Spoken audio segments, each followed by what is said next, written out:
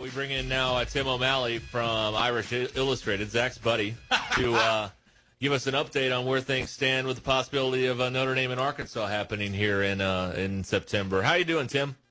Pretty good, but better now because was that Public Enemy for your teaser music coming in? It was. Credit to Brother's Going to Work It Out. Whoever pulled that one out. I haven't heard that in a while. Well, that's one of those raise your hand if they played it at your prom. That's right. Yeah.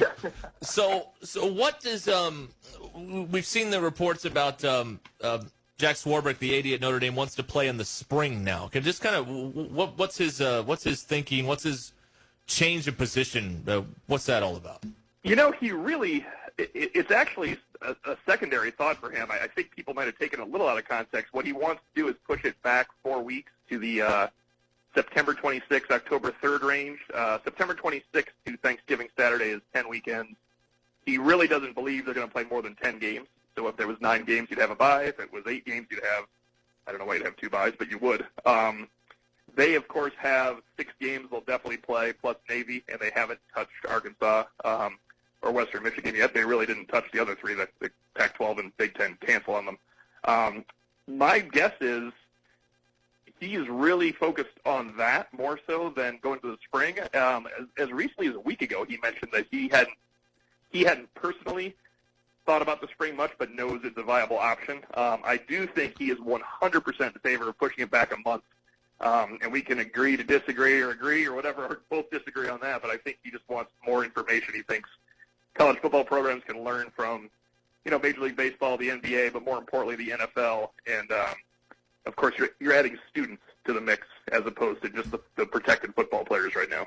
How much of his want to push it back a month is really self-serving because they've got the 6 ACC games and then there are 4 games that are somewhat up in the air. I've heard you guys talk about BYU being a possibility. They haven't closed the door on Arkansas. I'm sure if Arkansas wanted to show up, they'd unlock the gates and you'd have a game, the Navy game as well. Some of that's got to play into sort of his thinking, push this thing back as far as he can just to be able to schedule 4 more games. Yeah, I'm not sure about that. He does have assurances, but publicly Miami's AD went out and said we would welcome the chance to play Notre Dame this year. Now, I'm not sure Notre Dame would want to go to Florida. If they go to Miami, it's been some bad memories down there. But aside from that, I really think that the ACC would be accommodating. You get a couple of coaches that have spoken out and said, I don't think we should add them. Those aren't ADs. I think athletic directors with Notre Dame, Miami, Notre Dame, Florida State, they already played Pittsburgh, but say Notre Dame and Syracuse. Florida State, Notre Dame, Miami sounds like a pretty good draw on a random Saturday instead of not watching those teams play. I think they'd be able to fill up a schedule. The self-servingness, I don't think he wants to play 12 games, and the only reason I say that is he mentioned, I'm talking back in April, May, I don't think we'll play a full season. So I think it's a little bit of they want to see how they can handle the influx of students, and Notre Dame has it easier than other places. I mean, Arkansas probably has, I got to guess, 20,000 more students. Notre Dame's about 8,500. I'm sure Arkansas is over 25,000, right? Mm-hmm. Once Notre Dame brings them back in August 10th, you got to guess this perfect testing rate they've had. They've had 2 test positive out of 355 tests this month. That's going to change once you just bring in more people that come from different places into the mix. I really think a lot of it is the safety of the situation, I don't know how you play football safely if you're making certain safety. You're much more likely to transmit the coronavirus smashing into each other, right, if you're not wearing face guards than you are if you're just virtually learning on campus. Yeah.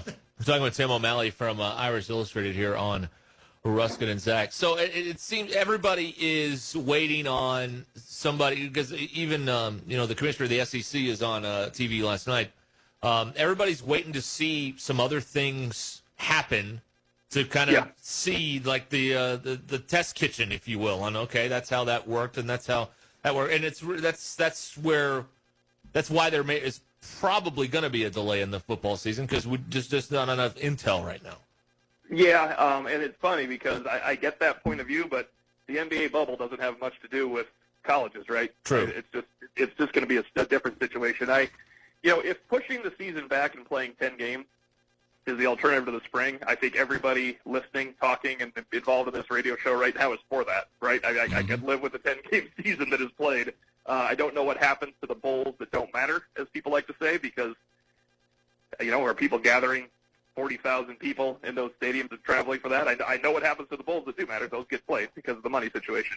I just don't see how the NBA and Major League Baseball impact college football because of the influx of students and fans, other than the fact that if they can't stop the spread while they're in a bubble, then it's pretty obvious what would happen to everybody else. Yeah. Although I don't expect that to be like rampant coronavirus situation going on in the NBA bubble. That would be very strange. With regards to the Arkansas game in particular, the ball is squarely in Arkansas's court at this point. If Arkansas says, we're coming, Notre Dame's going to play that game, correct? Yeah, I think so. I think Notre Dame would. It's the second game of the season. I think Notre Dame would. Look, they have an opening the second game of the season. If what I said happens, if they start in late September, that's supposed to be Wake Forest. I'm not sure. I think the ACC would probably work with them, and if not, maybe they'd open with Wake. And you have the Wisconsin and Stanford were back-to-back in October. I mean, that could be Arkansas and Navy. And then you go into your ACC schedule and you add an ACC team. I don't see why they wouldn't. He likes a diverse schedule. I think the Western Michigan game could be in some trouble just because, you're paying Western Michigan to come, which is always what happens for the group of 5 teams. I'm not sure that would be a draw for Notre Dame. If you lose USC, Wisconsin, and Stanford, and you're essentially replacing it with, let's say, Miami, and keeping Arkansas, Navy, and Western Michigan, you don't really want Western Michigan on there, right? That's kind of the – if Notre Dame can beat Clemson, let's face it, they're in the running. You don't want – Western Michigan can't be one of your games in this shortened situation.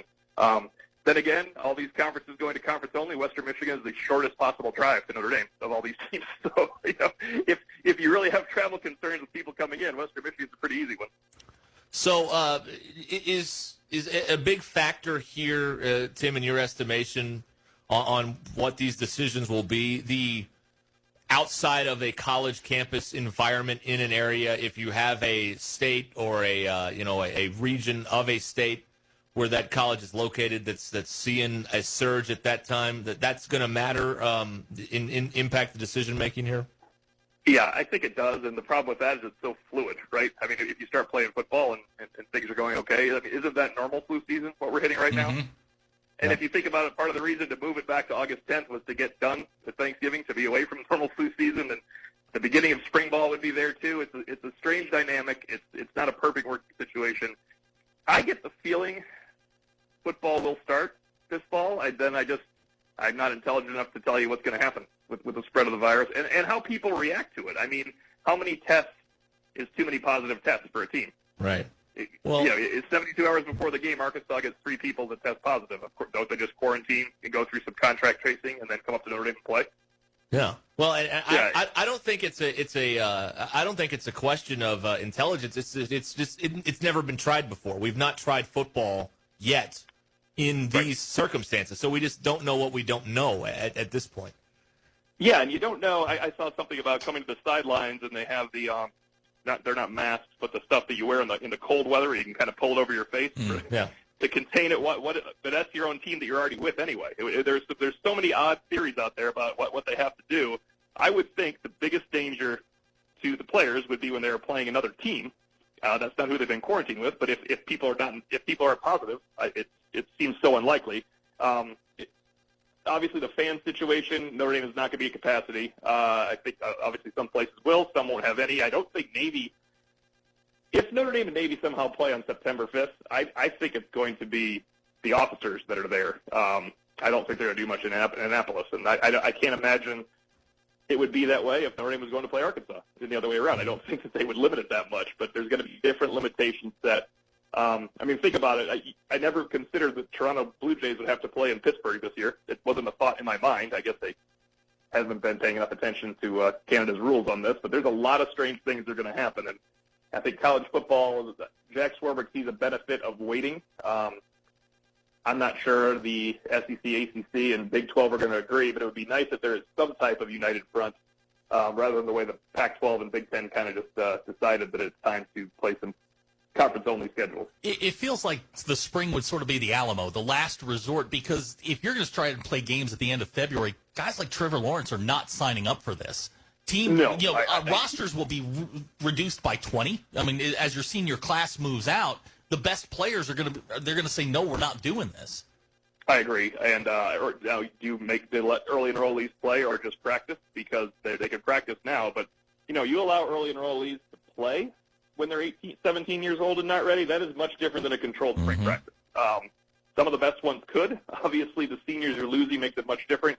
You mentioned Trevor Lawrence. A guy like that, there's no way. I think what would it come down to would be what guys make bad decisions instead of playing. And I don't mean bad for their health. I mean bad financially. Like, should you really not want to get more game tape out there? But as you said, there would be plenty of guys that would decide not to play spring. And what if spring ball, you play a 10-game college football season in the spring, and you crown a national champion? I know that science is better now, and medical testing is better now, and recovery is better now, but how many guys are going to be hurt on your team at the end of May that are asked to then go play training camp in August? I mean, just think how many people sit out that spring nowadays. That's why I think it's the absolute nuclear option, because at some point you gotta pay that. At some point you're gonna have to play 2 seasons in 1 year. Yeah, to get back on football, track, and that's just, I don't think they want to do that. No, and we call it December. I mean, we call it surgery season in our. That's when you find out everybody's surgery they're having. If the bowl's not important, they're having surgery, and then they're usually limited or out in the spring. Look, Notre Dame's best unit is supposedly its offensive line. They'd have had 2 guys rolled out there this spring if they played college football in the spring. Wow. I mean, physically, you're just not back. If you have a November injury, we just go back to the fall timeline, you're not ready to compete at a high level in March, a real injury. If you have an April or May injury, you're not ready to compete at a high level in August camp. And we're comparing spring practice hitting to a football season, and then a football season 3.5 months later. That is a massive difference. You've seen enough spring practices these days that it is, it's not the Junction Boys out there in August and July. It's a lot lighter. They're a lot smarter about it, but you're not going to play that way in a football game. Tim, we're dealing with a lot of stuff today. We got a bear that's running through town, terrorizing our town, and our intern has hickeys all over him. So we're dealing with a lot of stuff today. But it is National Hot Dog Day. Is a hot dog a sandwich? It is not. It is not a sandwich. The taco's not a sandwich either. Correct. That was not the answer I was hoping for, Tim. You cut me deep. All right. All right. Well, I thought you were going to just ask me ketchup or mustard. But no. I am in the staunch. I am very staunch on it. It is a sandwich. By all measurable means, it is a sandwich. Meat between a bread, is that the definition? Yes. Yeah, he's very. Well, what about taco? Yeah, what about a taco? Taco's a tortilla. Well, no, it's not unleavened bread. It's not. No, it's bread without yeast. It's got to be traditional Wonder Bread type stuff. Gummy, sticks to the roof of your mouth. All right. Tim O'Malley, Irish Illustrated, here on Ruskin and Zach. Tim, thanks, and hopefully we'll get to talk again about a football game happening here in a few weeks. Preview this game at some point, wouldn't it? Yeah, that'd be great. All right, thanks, Tim. All right, thanks a lot, guys. Tim and all our guests join us here on the Williams Tractor Hotline here on Ruskin and Zach. I don't think the spring's going to happen, y'all. It's going to be the fall and probably pushed back. We'll see. A product.